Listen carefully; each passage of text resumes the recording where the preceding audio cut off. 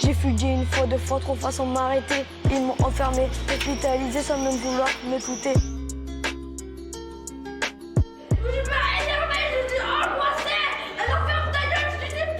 Les confinements, les mesures et tout, ça a vraiment aggravé le fait que je me sens de plus en plus mal et qu'à un moment, j'ai craqué, j'ai fait une tentative de suicide et on a dû m'interner. Portail ouvert, il fait froid l'hiver. C'est l'acquisition de mes fugues à répétition. Donc il y avait un taille-crayon, mais il n'y a pas de lame dessus. C'est pour t'apaiser. On reste 10-15 minutes. Ça va te contenir un petit peu. Quand l'école a repris, j'ai fait un refus scolaire anxieux. Il y en aura d'autres des moments comme ça, on t'oubliera à l'hôpital. L'issue est incertaine, hein. Enfin, je veux dire, ça peut être la course sans fin, le truc. Il n'y a pas forcément une bonne rôle d'arrivée. Ça me les a brisés, donc c'est ce qui m'a emmené à vouloir me suicider.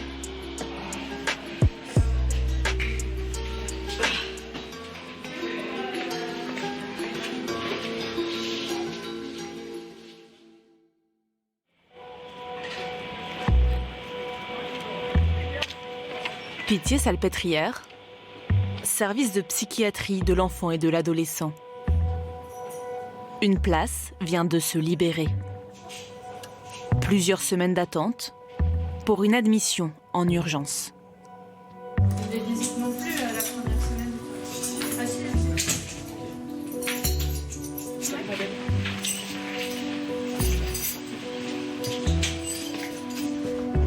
C'est parti ?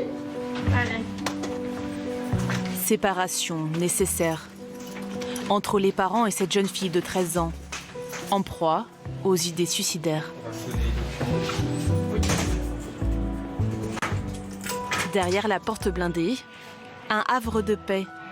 Avant l'installation en chambre, fouille des effets personnels. Ah, bonne idée, le livre.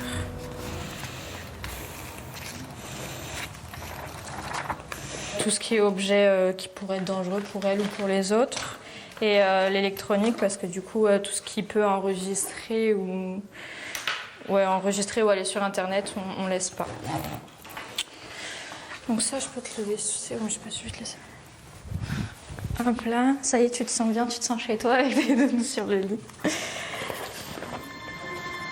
La jeune fille, très discrète, va partager son quotidien avec 15 autres patients, âgés de 12 à 15 ans.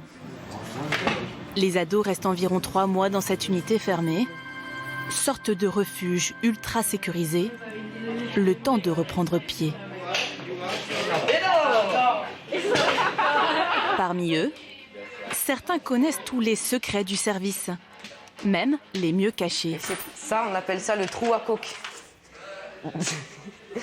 C'est de la poudre blanche qu'on cache. C'est le trou à cocaïne. Milo vit ici depuis déjà 6 mois. Ici, il y a... Ici, c'est... Et ici, c'est... Et ça, c'est ton lit? Oui. Qui est pas faible, mais c'est mon lit. En fait, il y a des moments où on préférerait être seul, des moments où on préférerait être plusieurs, donc c'est jamais parfait, mais c'est bien. Moi, je préfère être à 4. Voilà.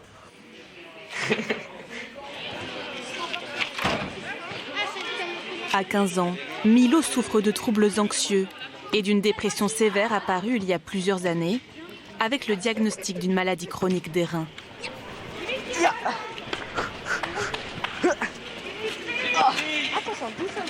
Dans la cour, il redevient un peu le garçon insouciant, passionné de danse et de skateboard.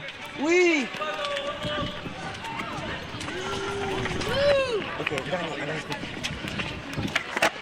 À la maison, il ne voulait plus sortir de chez lui, même pour aller à l'école ou voir ses amis. Le confinement a été un repli supplémentaire. Le déconfinement, avec le retour à la vie réelle, un choc émotionnel. Je me sentais de moins en moins bien et je sais pas, j'avais de moins en moins de goût pour tout ce qui existait et voilà, je saurais pas trop expliquer, juste je me sentais pas très bien. T'as déjà essayé de te faire du mal? Ouais, beaucoup de fois. Je me suis brûlé, coupé. Ça détend, même si c'est pas la bonne solution. Est-ce que toi, t'es pressé de rentrer chez toi ou tu préfères rester ici? Je m'en fiche de tout ce qui peut arriver en fait, parce que pour moi, ça va se finir d'une seule manière. Et que je reste ou pas, c'est pareil. Pour moi, il n'y a pas de ça passera avec le temps. Là, ça fait au moins depuis 3 ans et pour moi, ça peut durer encore très longtemps. Et je ne vais pas tenir très longtemps, quoi, encore. Les idées noires. Ces 6 derniers mois, les tentatives de suicide chez les moins de 15 ans ont doublé. Manque de relations sociales, huis clos familial, sentiment de jeunesse perdue. L'ennui et le vide du confinement ont laissé le champ libre à des obsessions naissantes, comme les addictions, les troubles alimentaires ou l'envie de mourir. À la Pitié-Salpêtrière, le service reçoit en moyenne 4 demandes d'hospitalisation d'urgence par jour, alors que les lits sont déjà tous occupés. Donc il y a tout ça, de demandes d'hospitalisation, voilà, à peu près. Sur les 6 derniers mois, j'ai eu 28 entrées, j'ai eu 140 demandes, donc j'ai refusé le reste, il y en a sur liste d'attente. C'est difficile d'en parler comme ça parce qu'il y a peut-être pas de bonne raison de refuser un patient, d'en prendre un autre. Mais il y a une réalité qui est celle du nombre important de demandes et des contraintes de l'unité. Donc il y a une sélection. Ouais. Ça m'est arrivé, oui, de devoir faire sortir le patient un peu plus tôt que prévu parce qu'il y a une entrée extrêmement grave. Voilà. Donc oui, ça m'est arrivé, oui. Entretien avec des psychologues, psychiatres. Même moi, je m'inquiète sur ça. Tu t'inquiètes sur quoi? Sur les mots et sur les mensonges. Ouais. Oh, j'ai une idée. Ah, c'est quoi? Groupe d'expression avec des psychomotriciens.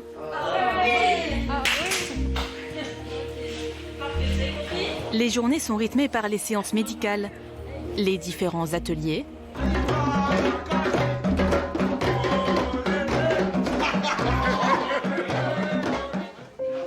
et les cours d'école. Lou est arrivée dans l'unité il y a 5 mois. Elle ne sort jamais de sa chambre sans son casque anti-bruit. À 14 ans, la jeune fille souffre de dépression aggravée, de phobie, d'hallucinations, d'idées suicidaires C'est le départ en cours. Et de refus scolaire anxieux. J'ai été agressée sexuellement à l'école. J'avais des crises d'angoisse assez importantes tous les jours, presque à tous les cours. C'était vraiment très fréquent. Malgré ça, j'ai réussi à me forcer à y aller. Et puis il y a eu le confinement et là, quand ça s'est fini, c'était juste pas possible pour moi de reprendre normalement. Oui, absolument. Alors tiens, et on va poursuivre avec l'exercice numéro 6. Complète K égale 16 et K 3. Ici, les leçons se font en petit comité, avec des professeurs détachés de l'éducation nationale. Depuis qu'elle est arrivée dans le service, cette bonne élève a repris goût aux apprentissages. Je pense que ça m'a beaucoup aidée et que ça va m'aider à l'avenir pour revenir dans un milieu scolaire classique. Parce que ici, j'ai un peu repris confiance en moi, j'arrive mieux à participer, j'arrive mieux à me concentrer. Donc ça m'a beaucoup aidée. À partir de là, les enfants, c'est à vous de nous guider. Vous êtes le GPS. Le retour dans le monde réel se fait progressivement. Chaque semaine, 2 enfants sont choisis par les éducateurs du service pour préparer un repas aux vertus thérapeutiques. Ah, boulevard Saint-Marcel. Voilà. Donc il faut que de temps en temps, vous checkiez, vous vérifiez si on est bien sur le boulevard Saint-Marcel, parce que ça se trouve, Ah bah là, c'est écrit, hein. Première étape, aller faire les courses. Dans son sweat orange, Louise est surexcitée. Hyperactive, elle souffre du syndrome de Gilles de la Tourette, un trouble neurologique qui provoque des tics et des tocs. Mais pour sa copine Anna, qui a échappé de peu à une tentative de suicide, affronter la frénésie des rues parisiennes est beaucoup plus éprouvant. Les risques en général qu'il peut y avoir dans ce genre de sortie, quand c'est pas bien préparé, effectivement, c'est qu'un patient sorte et puis qu'il y a des risques suicidaires. Les enfants sont soit tentés de passer à l'acte. Il y a de quoi faire, hein. Il y a des voitures, il y a des vélos, mais en amont, on évalue avec toute l'équipe, les soignants, les médecins, qui fait que ce risque est réduit au maximum. À l'approche du magasin, Anna, agoraphobe, est de plus en plus angoissée. Ça va pas, tu nous dis. Quel est le premier article sur la liste, Louise? Quand il y a beaucoup de monde autour de moi, je me sens rapidement oppressée. Et c'est pour ça que je préfère rester à l'écart des autres et avoir un endroit bien à moi où je peux me réfugier. Quand il y a beaucoup de monde, quand on est à l'extérieur par exemple, j'essaye de rentrer dans une boutique, ce genre de choses. Moi, c'est 10,88 le kilo. Ah voilà, tu vois. On va prendre celui-là. Ouais, c'est des exercices et pour l'instant, elle s'en sort très bien. Et comme elle a dit, après, elle use de stratégie. Et nous aussi, on essaie de l'occuper. Là, elle s'occupe avec la liste de courses, qui fait que ça détourne un peu ses angoisses. On remonte à l'étage final.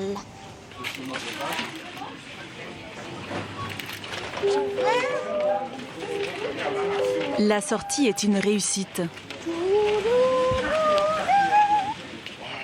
Jusqu'à ce que les idées noires d'Anna ressurgissent sur le chemin du retour.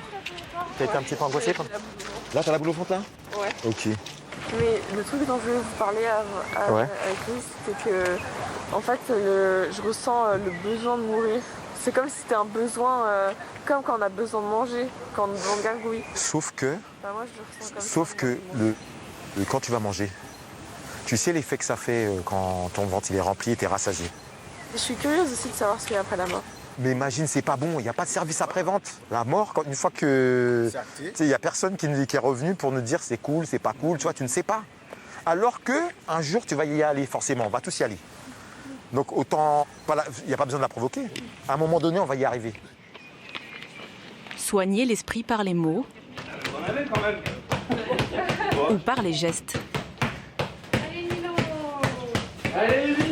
Ça leur permet de décharger sur un tiers, pas sur l'adulte, pas sur une autre personne, mais sur un objet. Donc ils canalisent leur colère. Des fois, ça peut être tout un tas d'émotions. La frustration, la colère, tout ce qu'il faut qu'ils ressortent dans une unité où ils sont enfermés, où là on peut pas sortir pour l'instant, sur un objet. Et ça renforce la confiance en fait. Et puis accessoirement, ça reste des ados, ils ont besoin de se défouler. Ouais Milo, je suis juste derrière, préviens-moi. Pourquoi tu t'aimes bien taper comme ça? Je sais pas, je suis tout le temps énervée et du coup ça me fait du bien. Ce jour-là, Milo et son père ont un entretien commun. Bonjour Milo. Bonjour Milo. Peut-être les gens aussi autour de toi seraient... À la demande du garçon, le chef de clinique envisage l'ordonnance d'un nouveau traitement, en plus de son antidépresseur. Il y a d'autres traitements antipsychotiques qui permettent de réguler l'humeur et de diminuer les angoisses. Moi je connais Tertian, Valium, Nargalti, l'Abilify. Voilà, donc celui auquel on pense, c'est l'Abilify. On essaye de ne pas prescrire de médicaments. Mais voilà, c'est quand on arrive au bout de ce qu'on peut faire avec les autres approches, alors on prescrit un traitement. Qu'est-ce que tu en penses? Moi c'est bien. Et en fait, les angoisses, elles sont tout le temps là, tout le temps là. Il y a des moments où elles sont beaucoup plus présentes, et des moments où elles sont moins présentes, mais au fond, elles sont toujours là. En fait, quand elles sont moins présentes, c'est quand je rigole avec des gens d'ici et tout, mais au fond, elles sont tout le temps là, et quand elles surgissent, c'est, je sais pas pourquoi. En général, soit quand je suis excitée, frustrée, énervée, ou je sais pas que j'ai ça et je me contrôle pas, en fait, mon corps, il fait des mouvements que je veux pas, voilà. Mais jeudi matin, t'as dit au moins 2 fois qu'il y a eu pendant, je sais pas, quelques minutes, Un oubli de l'hôpital, un oubli de... Ouais, parce que ça faisait longtemps que j'avais pas fait ça et j'aimais bien l'endroit où on était. Et j'étais avec Elliot et tout, avec une boisson et voilà. Le moindre moment d'insouciance, de sérénité, Ça va le faire, maman. est un signe d'espoir pour ce père qui se désespère de voir son fils retrouver sa joie de vivre. J'aurais aimé le voir plus tôt, avant que ça devienne justement aussi intense. Je me dis qu'il a été hospitalisé au bon moment. Il y a eu 15 jours un peu critiques.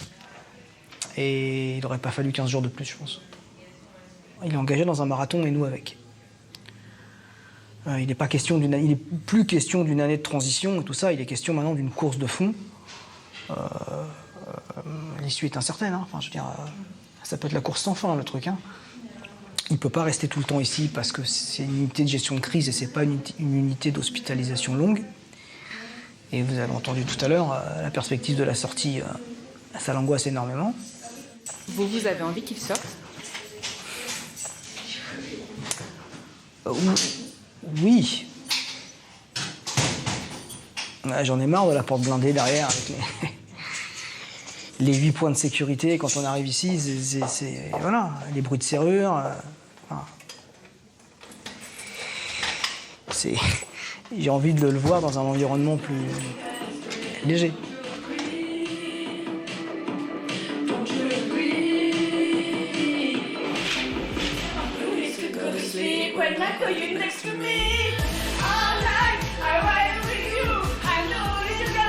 Quand elle est arrivée ici, Lou était solitaire, renfermée, mélancolique.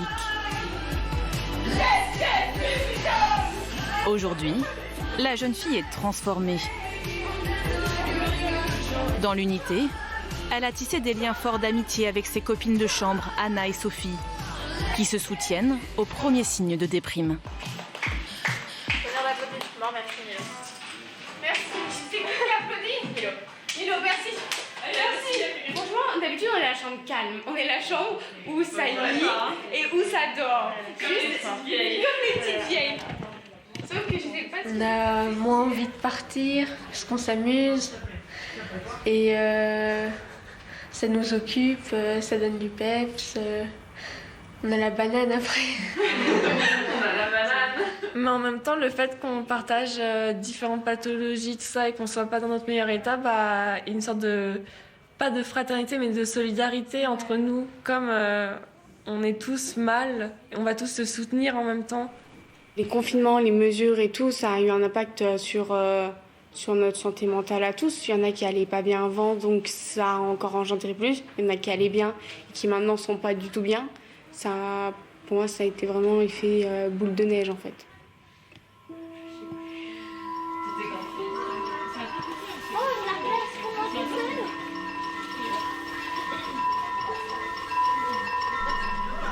Mais dans l'unité, le calme peut vite laisser place à la tempête. Ils ont des mains, je m'écris, je suis pas énervé, je suis angoissé. Alors ferme ta gueule, je te dis pas. Roudon, qui ta mère me plonge, ta mère me plonge chez moi, fils de peu. Nique ta mère, mon connard. Va te faire enculer. Ok, Louise. L'heure du coucher est un moment incertain où les angoisses se réveillent. Ce soir-là, un des jeunes est très agité. Il ne veut pas prendre son traitement. Non, mais il crie, il claque les portes depuis 19h et quand il est comme ça, il redescend pas. On a essayé tout à l'heure, on discutait avec lui, on lui a proposé le si besoin. Incapable de faire retomber la pression, les soignants appellent en renfort le papouze, un drôle de bonhomme en mousse. Allez, c'est comme un câlin géant, ça dure pas longtemps, 10 minutes.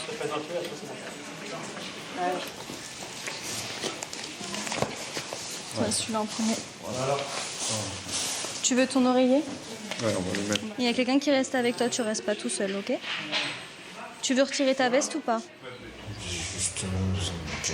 T'as besoin de te calmer, d'accord. Des fois, il y a des patients qui nous demandent le papouze, hein, donc c'est sur prescription, qui nous le demandent parce qu'ils sentent que ça leur fait du bien, ça permet de les contenir. Nous, on le propose Et bon, ce soir, il voulait pas. Il a fini par accepter. Avec l'entretien, le papouse et la présence des soignants et l'écoute aussi, on voit qu'il va beaucoup mieux.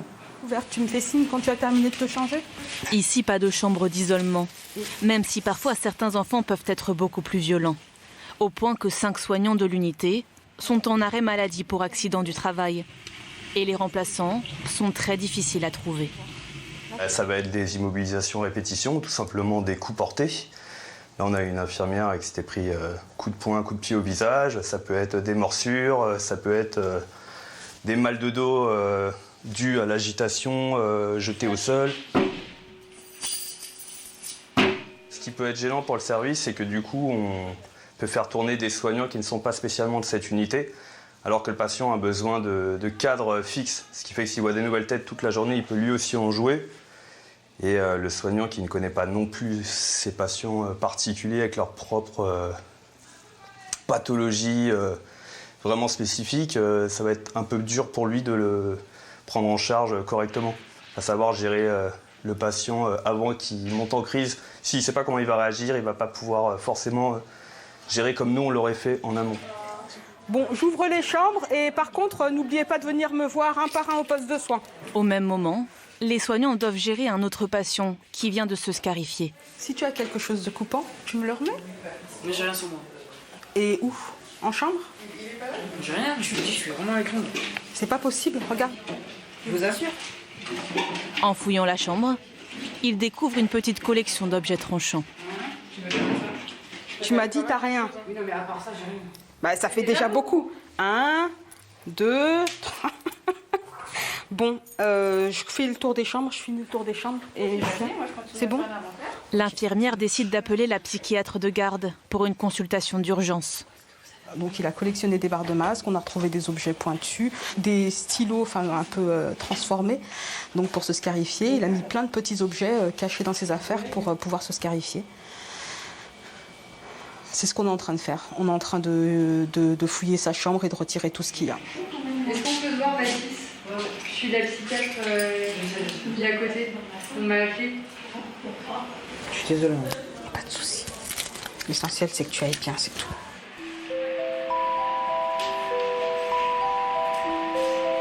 J'éteins. Bonne nuit. Bonne nuit.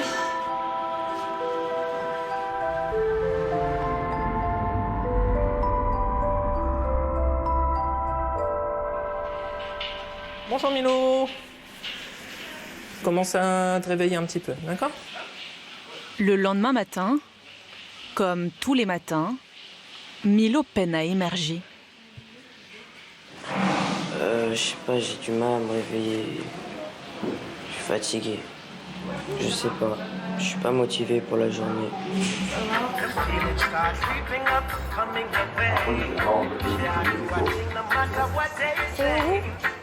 Louise et Anna, elles, s'affairent déjà en cuisine. Le but, c'est de les essorer. Donc, on prend une petite poignée, pas trop grande, et on presse pour retirer l'eau. Après, on peut mettre dans ça. Oui. Tu pourrais m'aider, s'il te plaît? Elle prépare le fameux repas thérapeutique avec les ingrédients achetés la veille. Oui, ça me rend chaud. Et pour Anna qui rêve de devenir une grande cuisinière, c'est le meilleur moment de la semaine. Essaye d'aller racler sur les côtés. Là, je me sens bien, il y a la musique, il y a de l'encens. C'est détendant, c'est très relaxant. Comme je suis très ambivalente, je me sens bien, mais en même temps, j'ai toujours mes idées derrière qui tournent. Pour le repas, elles ont invité 2 copines soignées dans le service, Bon appétit. une infirmière et leur interne. C'est au niveau de leur estime de soi qui est des fois un peu basse. La satisfaction d'inviter des autres patients et de partager un moment convivial. On discute de tout et de rien autour de la table et ça permet des rapprochements entre les soignants et les patients. J'ai pas de filtre. Bah c'est ça, c'est ce que je te dis. J'ai juste des Mais ça filtres, s'apprend, mais un ça. peu... Mes filtres, ils sont un peu... Ils bug. Ouais, mais moi je pense que tu sais... Tu sais les choses qu'il faut dire et pas dire. Leur copine Sophie vient juste d'apprendre la bonne nouvelle. Elle va pouvoir rentrer chez elle après plusieurs mois d'hospitalisation. C'est triste. À quelle heure? Tout à l'heure? Non, mais je pense que je demanderai partir tard.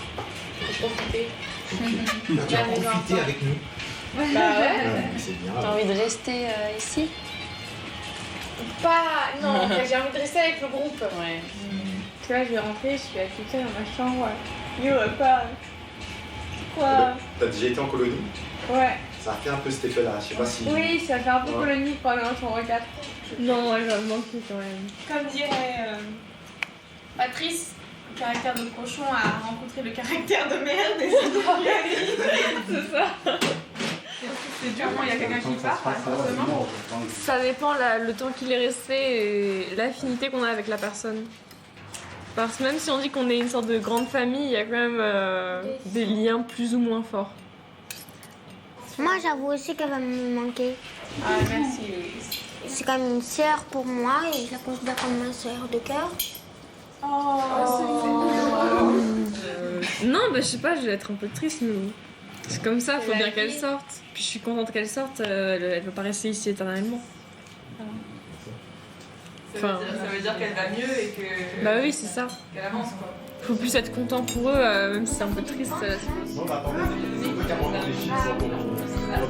Après la sortie, un patient sur 10 est réhospitalisé dans cette unité de crise. Alors le départ se fait en douceur. La plupart des jeunes reviendront en soins ambulatoires pendant quelques mois. Le temps de se réhabituer progressivement à la vie extérieure, à ce nouveau monde déconfiné.